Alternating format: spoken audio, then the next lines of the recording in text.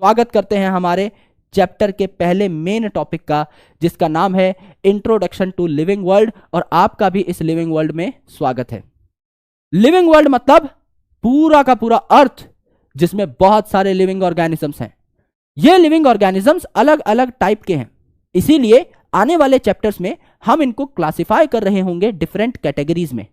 कुछ ऐसे ऑर्गेनिजम्स हैं जो प्लांट हैं, कुछ ऐसे ऑर्गेनिजम्स हैं जो एनिमल्स हैं, कुछ ऐसे ऑर्गेनिजम्स हैं जो प्रोकैरियोट हैं, बैक्टीरिया हैं, कुछ ऐसे ऑर्गेनिज्म हैं जो यूकैरियोट तो हैं, जिनमें वेल डिफाइंड न्यूक्लियस तो है, मेम्ब्रेन बाउंड ऑर्गेनेल्स तो हैं, पर एक ही सेल है। ऐसे अलग अलग ऑर्गेनिजम्स के बारे में हम चर्चा कर रहे होंगे। ये सारे लिविंग वर्ल्ड के मेंबर्स हैं। आप अपने आसपास जो भी चीज देखते हो जो जिंदा है, वो लिविंग वर्ल्ड का एक मेंबर है। तो लिविंग वर्ल्ड अगर आप देखें तो इट इज वेरी डाइवर्स।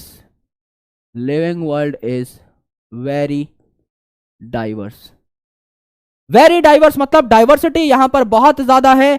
बहुत सारे ऑर्गेनिजम्स ऐसे हैं जो आज तक हमने खोज निकाले हैं। इनका टोटल नंबर क्या है? 1.7 to 1.8 मिलियन स्पीसीज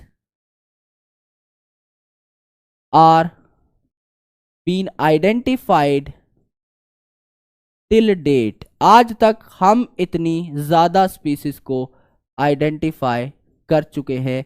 आज तक हम इतनी ज्यादा स्पीसीज के बारे में जान चुके हैं, इनका नाम हम रजिस्टर में नोट कर चुके हैं। और 1.7 to 1.8 मिलियन है। इसको अगर आप आराम से लिखना चाहें, इसको अगर आप इजी तरीके से लिखना चाहें, हमारी भाषा में लिखना चाहें, तो क्या हो जाएगा? ये 17 से 18 लाख अलग अलग टाइप के ऑर्गेनिजम्स। 17 से 18 लाख अलग अलग टाइप के ऑर्गेनिजम्स। हम लोग कितने हैं? 7 बिलियन के मार्क को हम लोग बहुत पहले क्रॉस कर चुके थे, 8 बिलियन को भी क्रॉस कर चुके हैं। यानी इस पूरी धरती पे 800 करोड़ ह्यूमन बींग्स हैं, और हम सबको मिला करके एक स्पीसीज ही गिना जाएगा, होमोसेपियन। इतने सारे ऑर्गेनिजम्स, सोच के देखो, 17 से 18 लाख डिफरेंट टाइप के ऑर्गेनिजम्स हैं। इनका नंबर कितना ज्यादा होगा? एक डेटा आया था पहले कि एक ह्यूमन बींग के ऊपर 1 मिलियन बी होनी चाहिए, यानी मक्खियां होनी चाहिए अलग अलग प्रकार की। अगर एक ह्यूमन बींग के ऊपर आपकी 1 लाख से 10 लाख मक्खियां होनी चाहिए, तो आप गिन के देख लो, 800 करोड़ तो ह्यूमन बींग है, मक्खियों का नंबर कितना चला गया? ट्रिलियंस में चला गया। इतना ज्यादा आपको यहां पर डाइवर्सिटी देखने को मिलती है। इतना कॉम्प्लेक्स है लिविंग वर्ल्ड। और दुनिया में कुछ तो ऐसे ऑर्गेनिज्म हैं जिनको आप नेकेड आई से देख ही नहीं सकते, right? There are a lot of organisms that we can't even see with naked eyes, that we can't even see with naked eyes। हम लोग इनको naked eyes से देख ही नहीं सकते। तो भैया किस चीज से देखेंगे हम लोग? इनको किस चीज से देख रहे होंगे? We can see them via microscope. We can see them via microscope. और ऐसी चीजें जिनको देखने के लिए माइक्रोस्कोप का इस्तेमाल करना पड़े, उन ऑर्गेनिजम्स को हम लोग क्या कहते हैं? ऐसी चीज जिनको देखने के लिए माइक्रोस्कोप का इस्तेमाल करना पड़े, इनको हम क्या कहते हैं? माइक्रोब्स या माइक्रो ऑर्गेनिजम्स कहते हैं। इनको हम लोग माइक्रो ऑर्गेनिजम्स कहते हैं। ये भी हमारे लिविंग वर्ल्ड का ही हिस्सा है। फॉर एग्जाम्पल, अगर आप बैक्टीरिया की बात करो तो माइक्रो ऑर्गेनिज्म है। हो सकता है मेरे पेन के ऊपर बैक्टीरिया बैठा हो, मुझे नहीं दिखाई दे रहा, it is a micro organism. Protozoa जो है माइक्रो ऑर्गेनिज्म है, राइट? आपके यूजुअली जो किंगडम प्रोटिस्टा के मेंबर्स हैं और किंगडम मोनेरा के मेंबर हैं, ज्यादातर इनमें से क्या है? आपके माइक्रो ऑर्गेनिजम्स ही है। यहां पर एक चीज जो आपको समझनी है, जो नेक्स्ट चैप्टर में भी आपके काम आ रही होगी, वो क्या है? कि द स्पीसीज और द लिविंग ऑर्गेनिजम्स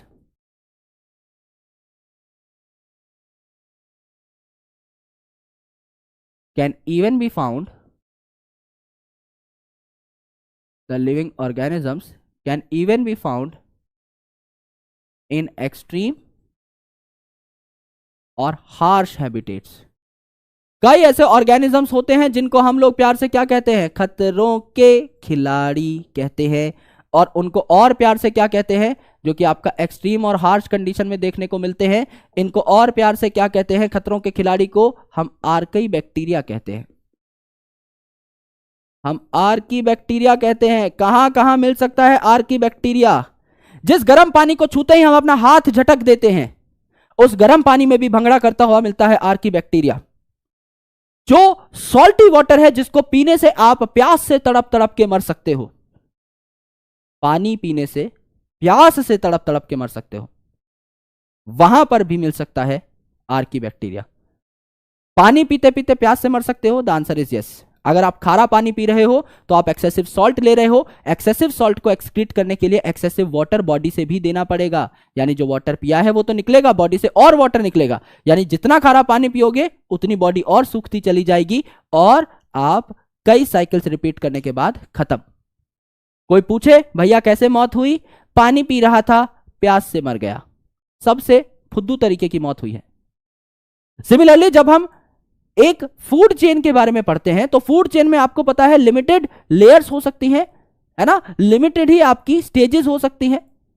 अगर एक शेर है, उसको इतना सा मकोड़ा मिला है खाने के लिए, तो चबाने में जितनी एनर्जी लगाएगा उतनी एनर्जी तो मकोड़ा शेर को दे नहीं पाएगा। तो क्या बोलोगे? शेर खाते खाते भूख से मर गया, क्योंकि वो आपका फूड चेन की लास्ट में अगर बैठा हुआ है, उसके पास एनर्जी कुछ बची है नहीं। 10% रूल के हिसाब से कट कट के एनर्जी उसके पास 1-2 जूल आ रही है, और चबाने में एनर्जी ज्यादा लगती है, यानी जितना चबाएगा उतनी जल्दी भूख से मरेगा। खाना खाते खाते भूख से भी मर सकते हो, और पानी पीते पीते प्यास से भी मर सकते हो। क्या फायदा है भाई ऐसी जिंदगी का? भगवान क्यों दी हमें ये शक्तियां? जब हम हमेशा मौत के एकदम बंदूक पे बैठे हुए हैं, कुछ भी करें मर सकते हैं भाई। इसीलिए है ना, बहुत सतर्क रहना है, सावधान रहना है, क्योंकि बायोलॉजी बहुत इंटरेस्टिंग है। आज 2 मस्त बात बताई ना, ऐसी और बातें बताएंगे तुमको। तो आर्की बैक्टीरिया जो है कहां कहां पाया जा सकता है? हाई सॉल्ट में पाया जा सकता है। सॉल्ट को क्या बोला जाता है?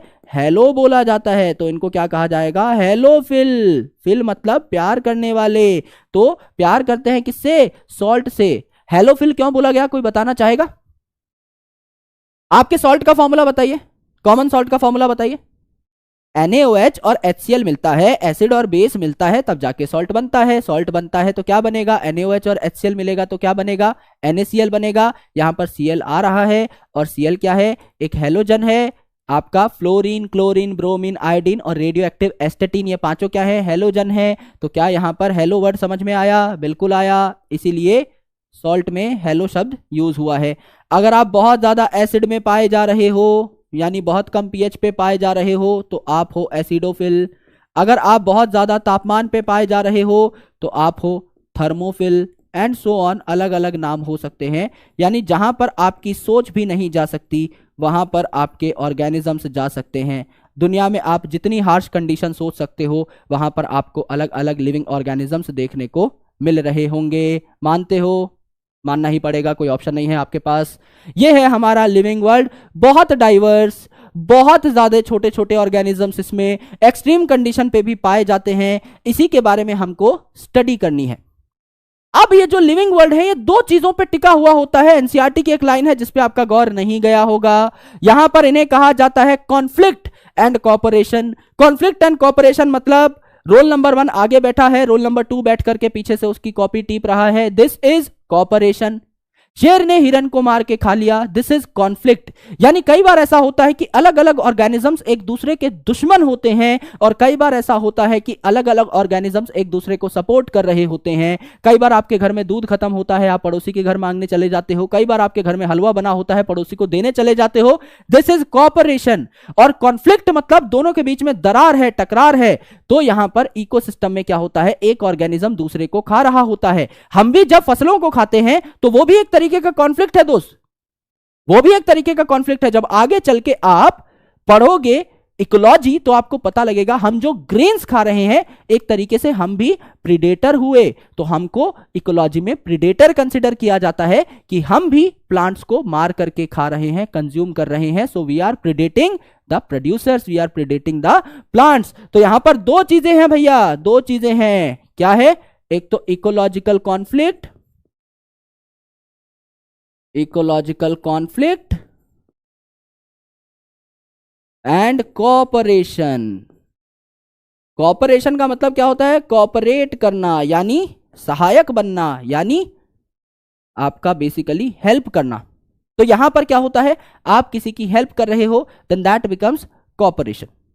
कैसे हेल्प कर सकते हो? अलग अलग ऑर्गेनिज्म है, एक दूसरे की हेल्प कर सकते हैं, है ना। आपने लाइकन के बारे में सुना होगा, तो एक तरीके से क्या है, एक दूसरे की हेल्प कर रहे हैं, फंगस और एल्गी उस केस में, तो दैट बिकम्स कोऑपरेटिव। आप लाइकन का एग्जांपल यहां पर ले सकते हो। दोनों एक दूसरे की हेल्प कर रहे हैं तो म्यूचुअलिज्म दिखा रहे हैं, एक तरीके से वो कॉपरेशन है। और अगर आप देखें इकोलॉजिकल कॉन्फ्लिक्ट, तो कॉन्फ्लिक्ट में क्या हो सकती है? लड़ाई हो सकती है।